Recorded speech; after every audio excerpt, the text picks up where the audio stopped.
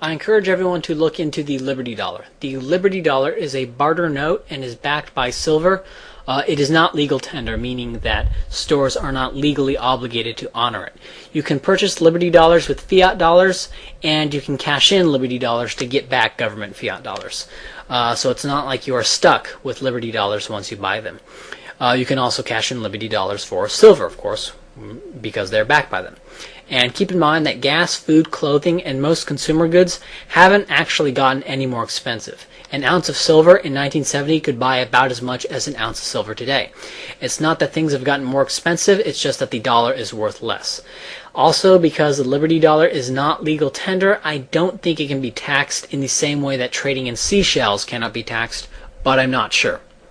Certainly, if you cash in Liberty Dollars for fiat dollars, you can then be taxed on that as income.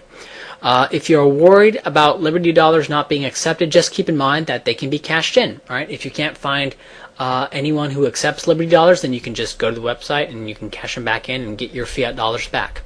I currently own quite a few Liberty Dollars, and I went to a bunch of stores that I frequent often and asked them if they would accept Liberty Dollars, and some said yes and some said no. I doubt 7-Eleven or Walmart would accept them if you ask them now, although I guess you could go ahead and ask them. I don't even bother asking stores like that. But already about 100,000 people have Liberty Dollars. On November 15th, 2007, the FBI and Secret Service conducted a raid on the Liberty Dollar, seizing just about everything they had. The raid warrant was predicated on a whole bunch of BS charges of fraud and illegal activity. They seized the assets, but the FBI and Secret Service are unwilling to go to court over the matter. It's been 8 months, and the federales haven't brought anything against the Liberty Dollar in court. It's my opinion that they have no case and they know it, but just wanted to try to scare the people using the Liberty Dollar. The assets seized, in my opinion, are long gone, but there is a class action lawsuit that I encourage to everyone to go ahead and sign and look into and try to keep the Department of Justice from auctioning off the assets.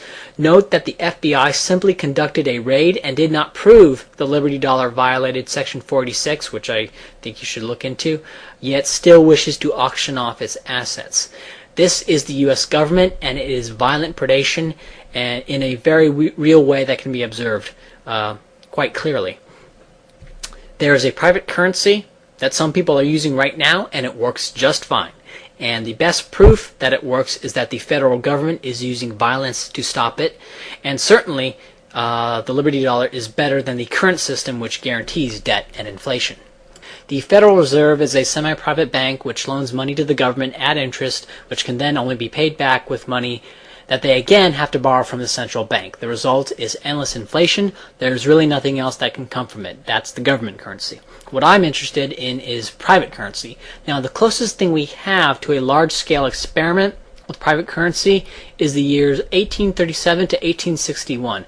Over these years, prices fell by about 11%.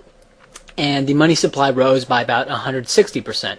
This is because back then it was very easy to start a bank. As long as you had the prescribed reserve ratio as outlined by the Michigan Act of 1837, you could start a bank and issue banknotes backed by gold or silver or whatever. You could issue your own currency. You even had deposit insurance companies pop up. These were private FDICs, and they would insure the deposits of member banks. You also had the Suffolk Bank, which was a clearinghouse, and it would give its seal of approval to banks it audited and were engaging in reasonable lending practices. You will hear stories about bank runs and wildcat banking, but overall it was a fantastic time, and private stabilizing institutions were beginning to emerge, and you were beginning to see private companies take steps against wildcat banking. The reason this ended was because of the Civil War, and the federal government required fiat currency to be honored in order to, pay for the big old army. You can also look into colonial scrip, which is just interest-free paper currency that the American colonies used before the Revolutionary War. The Bank of England didn't like that one bit, and so got a law passed that forced the colonies to use the pound, the British debt-based currency. A lot of people cited this as the primary reason for the Revolutionary War and not the taxes. So just wanted to make this video to show that we absolutely positively do not need a federal government to make finances run smoothly. Finances were running just fine when you didn't have the federal government manage the money supply. In fact, they were running better. The idea that an entity that has accrued over $9 trillion in debt is somehow in a position to manage the money supply, especially when America's monetary success was best when it had least centralization of its currency, is just absurd. This is highlighted by the fact that the government violently opposes private citizens creating their own medium of exchange.